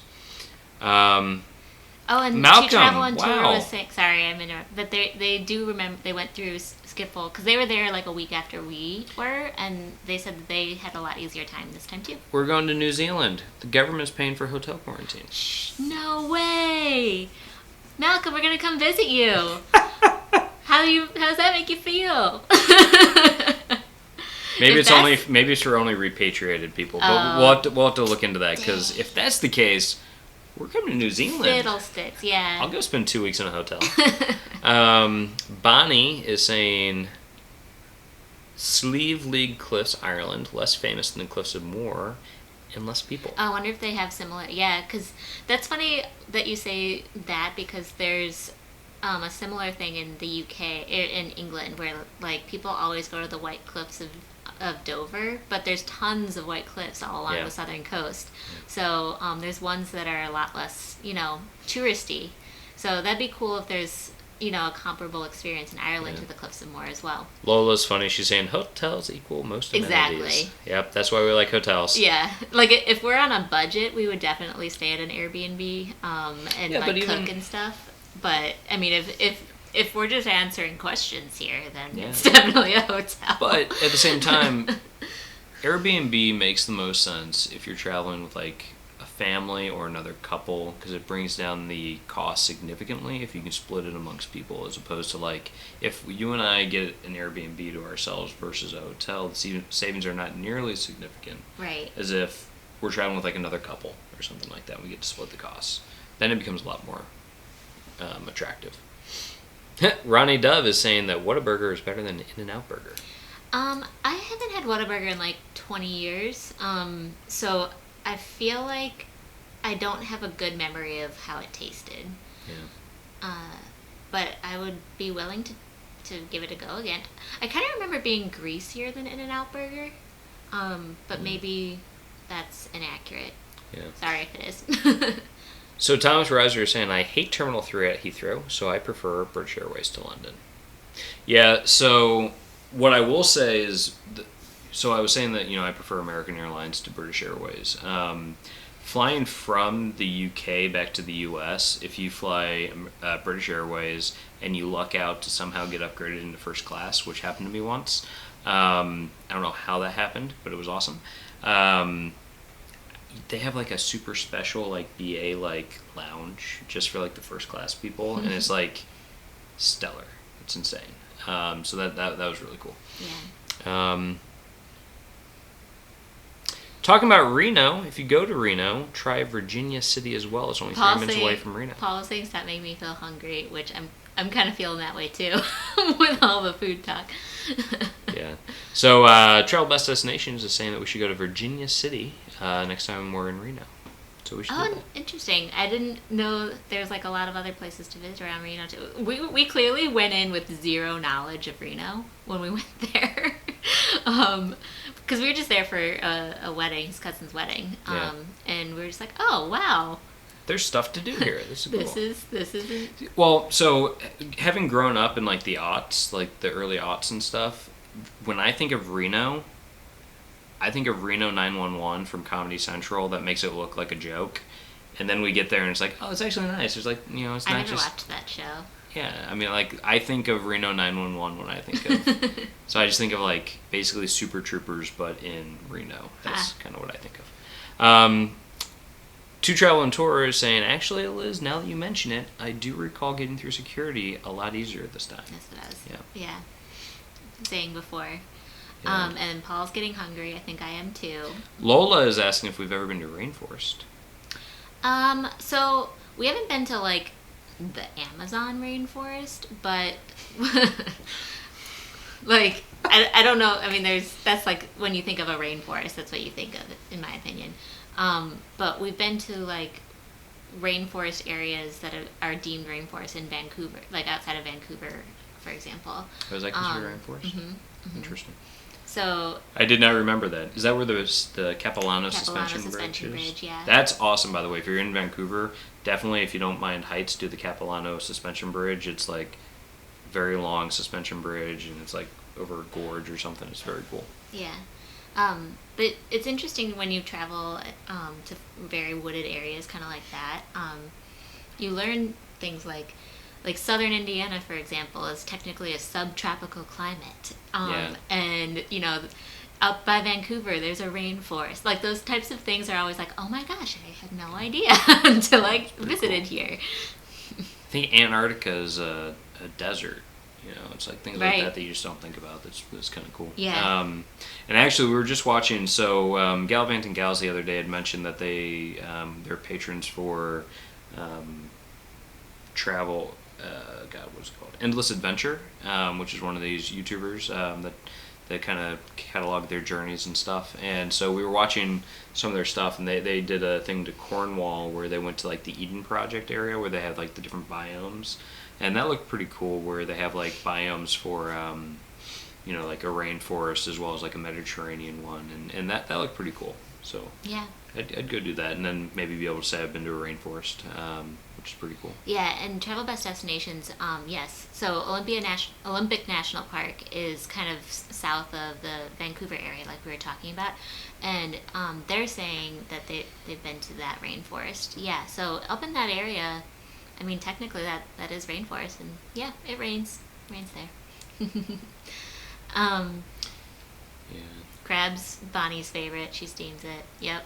We need to learn how to do that. That'd be a fun quarantine thing. Because like Derek was saying, we'll see the crabs at the store and not feel brave enough to give it a go. Then with fast food, like for me, I definitely would get rid of Taco Bell before all the other ones. I mean, my favorite of those is probably McDonald's. I just feel like you kind of... Although I know Wendy's is good. I just had a bad experience one time. Hi, Paulette. Happy Mother's Day. Hey! Oh, my gosh. Grandma! Welcome, Derek's grandmother. This is your first time. Welcome. I'm Happy Mother's Day. Pleased for this right now. Yeah. Yeah, it looks like Malcolm's saying, the government's only paying for the Kiwis coming home. Yeah. Sad. But otherwise, I would love to come visit. I'm willing to do 14 days in a hotel, or then be allowed to go travel around New Zealand. 14 days, like, where you really can't go anywhere would that'd be a tough one. That's why it needs to be, like, a good hotel room. Yeah, you would need to find like, it has the to have, right like, an place outdoor to space. stay. It needs a balcony or something. I don't know. Good Wi-Fi. Maybe a cabin or something like that. Yeah. How about Subway? Yeah. I like that better than all the ones you mentioned. Well, okay. Yeah, Subway's okay. I'm more of a Potbelly fan if I'm going to have a sub, though. Potbelly, unfortunately, is not nationwide. It's like only in the big cities. Yeah, so Lola is saying that she went to El Yunque in Puerto Rico, which is a rainforest in Puerto Rico and is a massive forest. It's I've seen a travel show about that. Yeah, I'd love to go to El Yunque. Really cool. Yeah, that'd be I really think that's cool. a national park there too. Yeah. And Lola is saying that she likes the meatball subs. Wow, and green apple slices at Subway. There you go. I haven't been to a Subway in years. To Travel and Tour gets the teriyaki chicken sub or the rotisserie chicken, and their cookies are good. Potbelly has good cookies too. Yeah, they do. Potbelly It's has like their hot subs. The sandwiches are good. Yeah. Eric Brown is saying the suspension bridge in Vancouver was so fun. I want to do it again. Yeah, it's fun. We have a hat from there. We have a little cap. And there's also a salmon fishery over there that you can go to, which is pretty cool. And you can kind of learn about, like, the salmon, like, migration and all that stuff. I really love just, like, all of the bridges through the trees that they had built. So you can get higher up, like, and close to all those giant redwoods and stuff like that. Yeah. Really a fun experience. Yeah. Lola is saying that McDonald's fries are terrific. But only the first 5 minutes, then they get bad. Yeah, I agree. Yeah, they're not good after that. Anyway. Lori is saying that we should go to Costa Rica to see the rainforest. I'd love to go to Costa Rica, see the rainforest, and do like the zip line tours, like the canopy tours. That'd be really cool. I really enjoyed the Walter's World videos about Costa Rica and like Nicaragua and stuff. Definitely made me think that Central America would be a little bit sooner on our list. They inspired us. So Malcolm is saying that Novotel or the like are the ones that are being used for like the quarantines, it looks like. So that's interesting. Novatel's a They're good pretty hotel. nice, Those are nice. So Bonnie has a run. Have a wonderful Mother's Day. Have Bye, a wonderful Bonnie. Mother's Day to you, Bonnie. Happy Mother's Day. We're probably going to run soon as well. We're kind of getting closer to that 2-hour mark. And it's been so fun to have everybody here.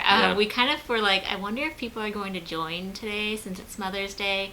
But it's been so, such a nice surprise to see everybody still on and wanting to say hi and talk about travel. And food. Everybody's been talking about their favorite fast food and stuff now. I think people are getting hungry because everybody's like, beef melt sub with honey mustard sauce and relish. Yum. Paul Tipton. Sounds good, bud.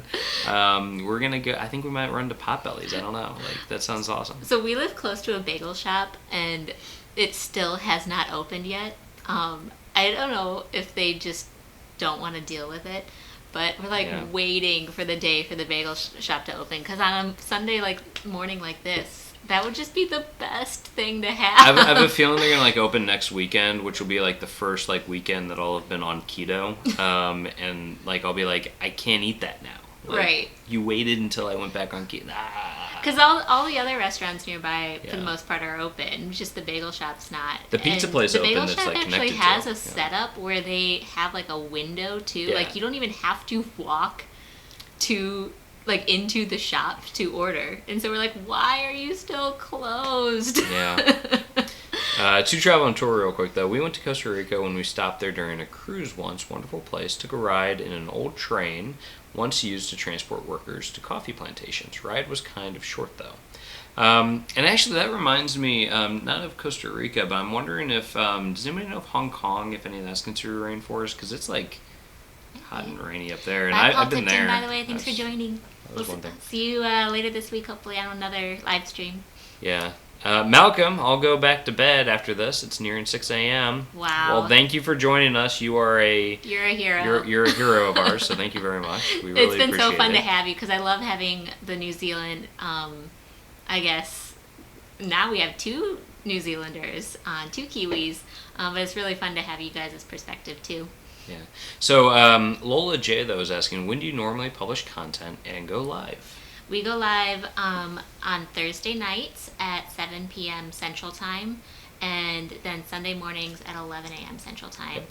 We are working through like the content schedule and how that's going to look moving forward into the summertime. So that we don't have a solid answer just yet, but it's coming. Yeah, so thanks for asking that. That's fun. Yeah, and you know, there should be new video content coming out as well in the near future. Yeah. But kind of working through what that's going to look like, because things obviously, there's been a little bit less content capturing happening. We have with, a lot with of travel plans all askew. We have a lot of B-roll from our trip to the Netherlands that we didn't want to put out right away, just because it felt like, you know, nobody was going to be able to feel like it was super useful, but we might put that out a little bit soon, and just so we can all kind of like live vicariously through that trip as we're stuck at home. And I think more and more people aren't going to be stuck at home. We are in Chicago, but I have a feeling it's going to extend at least a little bit into June for us here, so we'll be going live twice a week until at least the end of May. And then focusing on maybe road trip content and that kind of thing as we get a little bit of a better idea about what's possible. Yeah. Into June, if it works out, we'll likely be going on some sort of a road trip, and we'll look to be putting out content around the road trip as well. So and as we in the lead up to it, into the lead up to it, and then also like once we're actually on the road trip and stuff. So that'd be fun. And thanks, Lola. That's such a sweet comment. Thank you. Really, really fun to have you along, and hopefully you subscribe. And anyone else who's new, it's been on the chat today. It's just really fun to have this community of travel fanatics, basically, that we get to talk to twice a week. So, this has been a treat. Yeah. So thank you very much for joining us. We are going to be calling all the mothers in our lives. Yeah, we've got then we got some painting to do, I think. So, it's a long day. So thank you very much for joining us. It's been a great morning, and we look forward to talking to you guys on Thursday. Happy Mother's Day, everybody. Take Ciao, care. Ciao, ciao. Bye.